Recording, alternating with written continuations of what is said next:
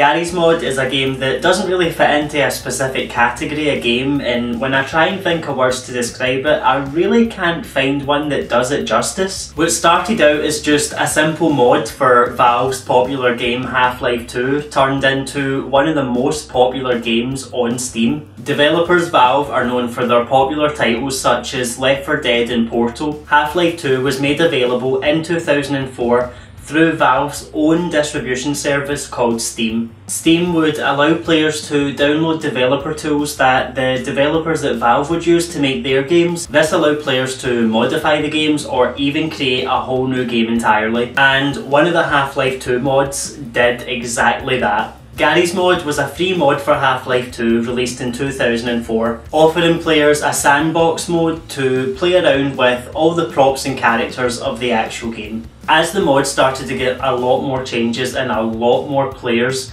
the owner of the mod, Gary Newman, decided it was time to release this as a paid-for standalone game. Personally, I was first introduced to Garry's Mod when I was scrolling through YouTube in probably about 2009, and I came across this insane series of YouTube videos called the Gmod Idiot Box. This was a hugely popular YouTube series at the time, and it features characters from Valve games such as Portal, Team Fortress and Half-Life, in the craziest situations with the funniest voiceovers I've ever heard. As soon as I saw the videos, I had to know what they used to make them. I had never seen a game that was essentially just a giant playground before. Now, the game has been around since about 2006, and you would expect with a game that's been around that long, it would start to die down a bit.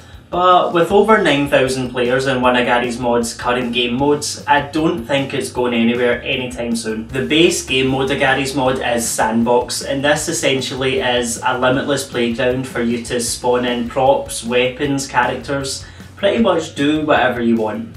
For example, as well as the sandbox game mode, players have taken it upon themselves to code their own game modes and have become hugely popular in the game. Some of the most popular ones are probably Dark RP, Murder and Prop Hunt. I do love Prop Hunt the most, even though I'm terrible at it. Prop Hunt is essentially just a glorified hide and seek. The props have to run around the map trying to find something that they can transform themselves into and blend in with their surroundings. The hunters are then released 30 seconds later, and they're given the task of finding out exactly which props on the map are actual props and which props are actually just players pretending to be props. The good thing is, if a hunter hits a prop that isn't a player, they'll lose a portion of their health. So if they hit too many, they'll be knocked out until the next round. Don't get me wrong, I know what you're thinking. Standing in a corner pretending to be a mop bucket for 10 minutes just doesn't sound like my idea of fun.